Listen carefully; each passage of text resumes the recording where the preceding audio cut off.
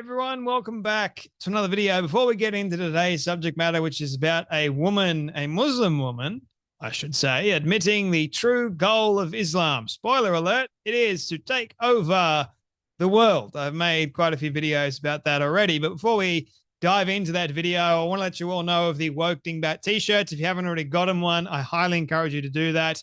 And they are just $40 at the moment, which is rather cheap considering they're made for $35, meaning that they are extremely high quality. So why in the world would you wait? Get yours right now. The link is available in the show description. I'm recording this on April 4th. And from April 4th all the way to April 14th, you guys, whoever orders and all those who have already made an order, you guys are already in the running to win a free signed copy of my book. One of you will win a free signed copy of my book. And anyone that orders from now up until April the 14th, a Woke Dingbat t-shirt. So get ordering. The link is available in the show description below. All right, let's look at this video. I don't know who this guy is, but I've seen him quite a few times, and I think I've reacted to several of his videos now, but he has some fairly interesting conversations, and this guy happens to be a Christian as well. So if anyone knows who this guy is, please leave a comment below so I can definitely get in touch with him, because I think I'd love to have a conversation with this guy. But he has a conversation with a Muslim woman who actually admits to the true goal of Islam after he talks about what the true goal of Islam is: take over the world. Have a watch. I actually have a question for you. Yes. If the Great White Hope accepted Islam, would you accept Islam? No, Why not? because I'm a Christian. Have you ever looked into Islam? I have, but And what is it about but Islam just to that- understand it better, not to be a member of it or anything like that. And the thing that I don't trust about Islam is that you are taught to lie and deceive the Christians and the Jews, and that the Islam people see us as infidels, and their whole mission is to destroy the infidels. And I know that the Muslims want to conquer the world. Yeah. No one will shy away from that. You know, we believe in like a Why you referral want to conquer the program. world? This guy, the Christian dude, black guy, brings up several important points when it comes to the religion of Islam. One, they are taught to lie and to deceive. Now, if I know my Bible, the Bible clearly talks about thou shalt not lie. Now, the Quran, on the other hand, and the Hadith, Muhammad's words, and what everyone calls the final words of Allah, their version of God, being the Quran, right? So the Quran talks about, and same with the Hadith, talks about how it's acceptable to lie and deceive. Now, in the Quran, it lays that out. And I've already made a video about the devil being Islam and Islam being the devil, because guess who is the master deceiver and the master liar? And that happens to be obviously the devil. So it can't possibly be the real God if the real God that Muslims worship is also the same God that accepts lies as being the true form. Like, because I know the God that I worship doesn't embrace or accept lies at all. In fact, he says, do not lie. Thou shalt not lie is one of his 10 commandments. So anyone that worships Allah isn't worshiping the one true God. Just pointing that out as evidently clear. And secondly, Islam talks about how you must not only lie and deceive Jews and Christians, but you must wipe out Jews and Christians. They are considered infidels. You must not take Jews and Christians to be your friend. In fact, you must wipe them out. And thirdly, this man raises another crucial point, that Islam's main goal is to take over the world, to conquer the world. If that's not scary as a particular religion, not to be peaceful at all, that is another deceiving guise that they love to claim. Oh, we're peaceful people, but yet clearly they're not. That's rather evident in transpiring events around the world.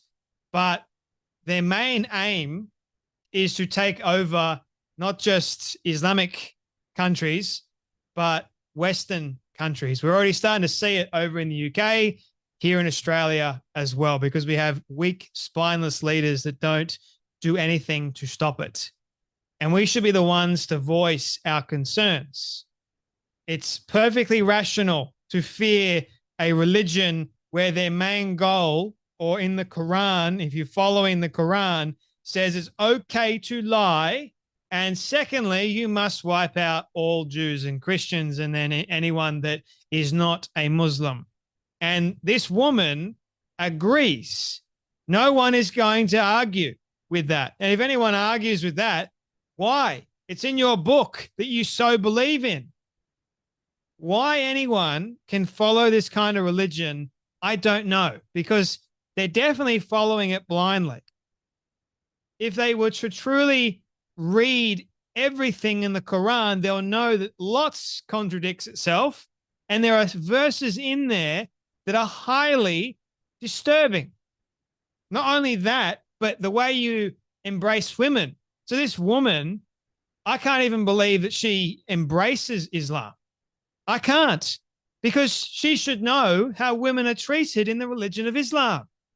She has to wear a burqa, which is also really scary. She has to wear hijab most of the time to cover her face, because according to the Quran, no other man or no man should be perving on your face.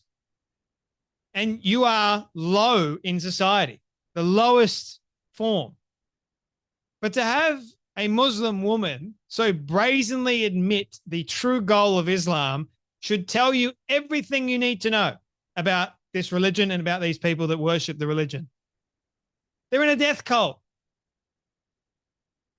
They don't want to assimilate. They want the one law that I've spoken about a number of times. They want Sharia. And they will do whatever they possibly can to get Sharia. They'll go on interviews. They'll talk about their Allah. Say, oh, we are peaceful individuals. We worship, we love God. And their version of whatever God they're worshiping tells them to lie, be deceitful, and kill innocent people. Don't take them as friends. Don't. It's highly concerning. But that is what the religion is all about. And I could go into it further, but for the sake of time, I'll end on this. Christians need to be bold in this day, especially with Islam taking over. Christians need to know how to witness to non-Christians, especially Muslims. What kind of questions should you be asking? Especially when it comes to the treatment of women and children, for example.